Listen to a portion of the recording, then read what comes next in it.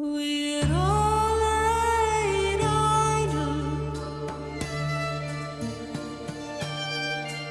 Rappelez-vous, dans le dernier anima, j'abordais la notion d'adaptation à travers trois de ses plus brillants représentants.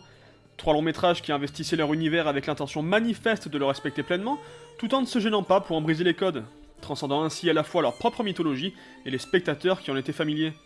Ce qui importait n'était donc pas tant l'histoire qui nous était narrée, que la manière dont elle était racontée. Certes solidement écrits, les films en question étaient avant tout portés par la personnalité artistique de leurs réalisateurs, et par leur volonté d'aller plus loin qu'une énième restitution de mythologie bien connue des fans. Bref, en partie ce qui différencie un bon film d'un grand film.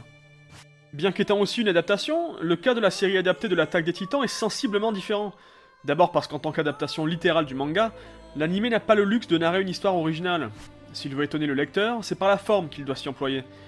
Ensuite parce que dans le cadre d'une industrie en pleine crise de surproduction, la pénurie d'animateurs et la gestion de planning toujours plus serrée rend justement plus difficile la réalisation d'animés de qualité et ou sortant de la norme.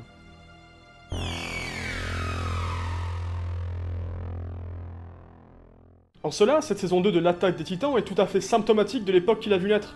Du simple fait d'une déférence absolue envers le manga de Hajime Isayama, en partie inévitable de par sa nature même d'animé et de sa volonté affichée de ne pas déstabiliser les amateurs des bouquins, cette nouvelle saison n'est pas tant une adaptation qu'une simple transposition. Oui mais voilà, il n'est pas interdit de la qualifier de bonne transposition, et à mon sens, une séquence résume parfaitement cela. J'en profite donc pour prévenir tous ceux qui n'ont pas lu les 10 premiers tomes du manga et qui ne sont pas à jour sur la série, je vais spoiler comme un chien. Vous êtes prévenus. Vous l'aurez compris, la séquence qui m'intéresse est celle de la révélation de l'identité des titans colossales et cuirassés, et j'en reviens donc à ce mariage fondamental entre ce qui est raconté et la manière dont c'est raconté. Typiquement, la plupart des rebondissements concernant l'identité réelle d'un personnage vont bénéficier d'une brève mise en place, répondant à une volonté de suspense, de préparer le lecteur, spectateur, de faire monter la tension en quelque sorte. Dans le manga, Hajime Isayama prend le contre-pied de cette tradition. La révélation concernant les titans n'a rien de théâtral ou d'annoncé, et débarque le plus bêtement du monde, comme un cheveu sur la soupe, au détour d'une simple conversation entre Eren et Reiner. À ce moment du récit, le lecteur ne peut qu'être déconcerté par ce qu'on lui propose. Il y a un conflit manifeste entre le poids gigantesque d'un tel rebondissement et le caractère anecdotique de sa mise en place. Le doute est d'autant plus fort qu'Isayama ne se gêne pas pour faire incarner le titan colossal par un personnage dont le rôle dans le récit est minime. Berthold n'est même pas un personnage secondaire. Il s'agit de l'un des plus discrets et son chara-design générique semblait le condamner à n'être qu'une proie facile pour les titans. Un personnage aussi oubliable, aussi anti-charismatique, ne peut décidément pas être le titan le plus emblématique de l'un des mangas les plus vendus de la décennie, celui par qui tout a commencé. Nos acquis de lecteur, les codes que nous connaissons, nous empêchent momentanément de croire ce que l'on nous raconte. Et pourtant, ce seul parti pris d'un climax anti-spectaculaire au possible a tout d'un éclair de génie de la part d'Isayama. D'abord parce que faire adopter le rôle du colossal à un personnage principal nous aurait fait emprunter un chemin émotionnel différent. Il aurait été plus facile d'accepter une révélation conforme aux conventions du manga, et nous en aurions été choqués mais galvanisés, là où il nous est d'abord impossible de considérer Berthold dans le rôle qui lui est donné. À défaut d'être galvanisés, nous sommes donc perdus, ce qui renforce notre identification à Eren. Lui comme le lecteur demeure abasourdi par la remise en question de leurs croyances respectives, à une échelle diégétique pour Eren, extra-diégétique pour le lecteur. Cette nuance émotionnelle est fondamentale, puisque la paranoïa inhérente à l'intrigue du manga s'en voit ainsi renforcée, dans la mesure où nous ne pouvons plus croire en rien, pas même dans les codes réconfortants du shonen. Le manga que nous lisons n'est pas celui qu'on croit, et les événements qui suivront nous donneront raison, balayant nos attentes d'un revers de la main, en même temps qu'Isayama renouvellera son univers et ses enjeux avec brio. Par ces humains dissimulant en eux des êtres gigantesques, le mangaka nous avait pourtant prévenu. Le premier plan n'est qu'apparence, et dissimule une vérité d'une toute autre ampleur. Il est maintenant temps d'y faire face. Se posait donc la question de l'adaptation de ces sentiments en animation, et j'ai déjà énoncé la réponse plus tôt. L'épisode 6 fait exactement la même chose que le manga, mais il le fait plutôt bien, étant donné qu'il parvient à restituer, bien que partiellement, des parties pris propres au manga et impossibles à transposer littéralement en animation. Le premier d'entre eux concerne le premier cadre, dans lequel Reiner révèle son identité. Celui-ci est conçu de telle manière que ses répliques sont la dernière que le lecteur lira, minimisant son impact, à plus forte raison qu'Isayama condamne à ce moment-là les personnages à l'arrière-plan. Le lecteur adopte alors un temps d'arrêt lié au caractère abrupt de cet instant, face à cette si petite bulle renfermant pourtant un si lourd secret. Un état impossible à restituer dans le média télévisuel, du fait de la narration fragmentée spécifique à la BD. L'épisode s'en tire donc à bon compte en adoptant partiellement le point de vue des personnages quittant les protagonistes. La caméra va jusqu'à imprimer le même mouvement qu'eux, tandis que Reiner débute son speech, condamnant une partie de son monologue au hors-champ et le spectateur à la confusion. Une confusion de quelques secondes seulement, certes, mais qui se rapproche un minimum, faute de réelle adaptation et donc d'une totale réécriture de la scène, de l'effet voulu par le manga, seul média à même d'en véhiculer le véritable impact.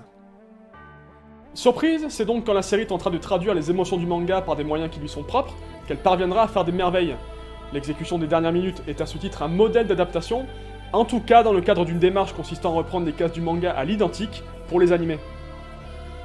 Après avoir perdu le lecteur, au gré d'une mise en place minimaliste et d'un découpage on ne peut plus classique, Isayama lui balançait dans la tronche plusieurs pleines pages successives de planches ultra iconiques, mettant un terme à ses doutes.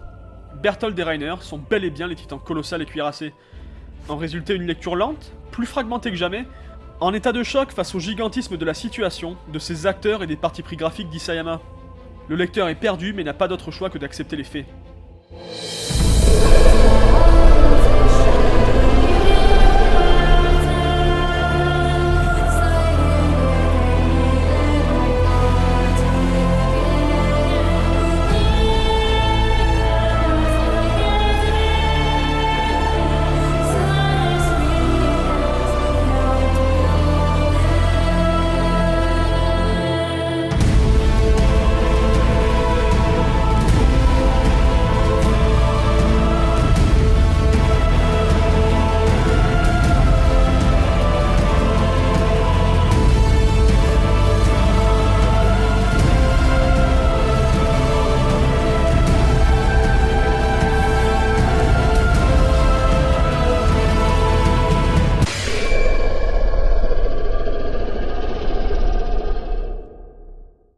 La meilleure idée de l'épisode reste d'avoir répondu à cette fragmentation de la lecture par la continuité propre à son média. Il ne se passera ainsi que 2 minutes entre le moment où Reiner soignera son bras, affichant ainsi clairement son état de titan, et la fin de l'épisode. Entre ces deux instants, le spectateur ne connaîtra pas la moindre seconde de répit, pris au milieu d'une succession d'événements, ne lui laissant pas la possibilité de réfléchir, sans autre choix que celui d'accepter ce qui se déroule devant ses yeux. Soit exactement le même état que le lecteur, malgré 2 temporalités contraires. Effet renforcé par ailleurs par le score impeccable de Hiroyuki Sawano, le même thème que lors de la mort de la mère d'Eren, renvoyant le personnage et le spectateur à des sentiments familiers de terreur et de tristesse.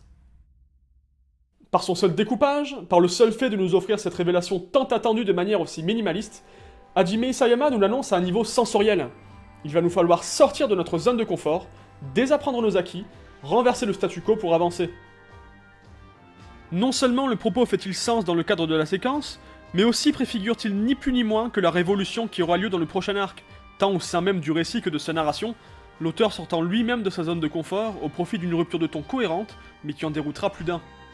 Une démarche comparable à celle de Shuzo Oshimi dans ses Fleurs du Mal, emprisonnant ses personnages et le lecteur dans une norme avant de les en libérer.